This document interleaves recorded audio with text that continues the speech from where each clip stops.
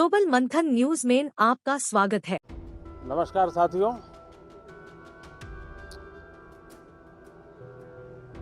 2023 का वर्ष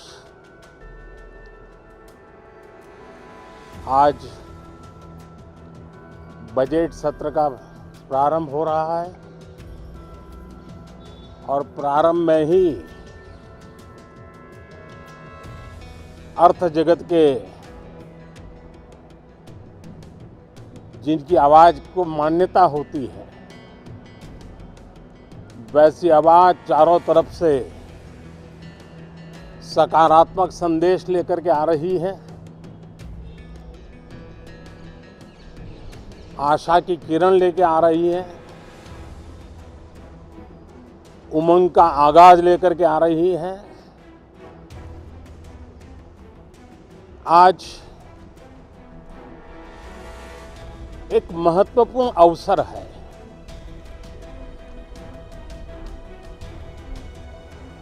भारत के वर्तमान राष्ट्रपति जी की आज पहली ही संयुक्त सदन को वो संबोधित करने जा रही है।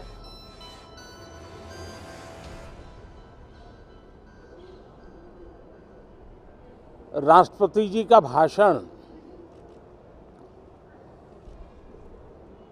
भारत के संविधान का गौरव है, भारत की संसदीय प्रणाली का गौरव है और विशेष रूप से आज नारी सम्मान का भी अवसर है और दूर सुदूर जंगलों में जीवन बसर करने वाले हमारे देश के महान आदिवासी परंपरा के सम्मान का भी अवसर है। न सिर्फ सांसदों को, लेकिन आज पूरे देश के लिए गौरव का पल है कि भारत के वर्तमान राष्ट्रपति जी का आज पहला उद्बोधन हो रहा है और हमारे संसदीय कार्य में गत 6-7 दशक से जो परंपराएं विकसित हुई हैं, उन परंपराओं में देखा गया है कि अगर कोई भी नया सांसद जब पहली बार सदन में बोलने के लिए खड़ा होता है, तो किसी भी दल का क्यों न हो, जो पहली बार बोलता है तो पूरा सदन उनको सम्मानित करता है, उनका आत्मविश्वास बढ़े उस प्रकार से एक सानुकूल वातावरण तैयार करता है। एक उज्जवल और उत्तम परंपरा है। आज राष्ट्रपति जी का उद्बोधन भी पहला उद्बोधन है।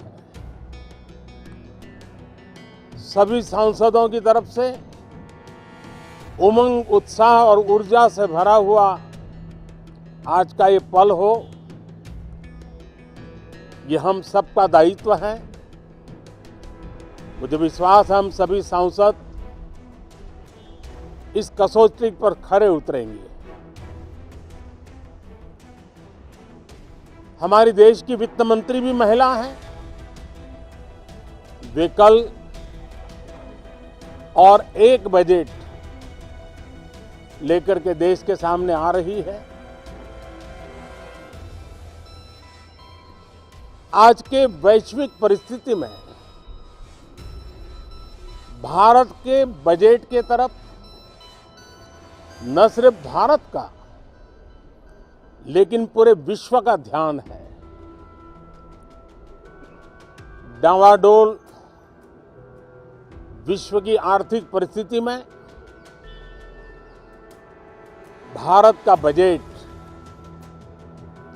भारत के सामान्य मानवी की आशा आकांक्षाओं को तो पूरा करने का प्रयास करेगा ही, लेकिन विश्व जो आशा की किरण देख रहा है, उसे वो और अधिक प्रकाशमान नजर आए। मुझे पूरा भरोसा है निर्मला जी इन अपेक्षाओं को पूर्ण करने के लिए भरपूर प्रयास करेगी। भारतीय जनता पार्टी के नेतृत्व में एनडीए सरकार, उसका एक ही मकसद रहा है, एक ही मोटो रहा है, एक ही लक्ष्य रहा है और हमारी कार्य संस्कृति के केंद्र बिंदु में भी एक ही विचार रहा है, इंडिया फर्स्ट, सिटीजन फर्स्ट। सबसे पहले देश, सबसे पहले देशवासी, उसी भावना को आगे बढ़ाते हुए ये बजट सत्र में भी तकरार भी रहेगी, लेकिन तकरीर भी तो होनी चाहिए। और मुझे विश्वास है कि हमारे विपक्ष के सभी साथी बड़ी तैयारी के साथ, बहुत बारीकी से अध्ययन करके सदन में अपनी बात रखेंगे।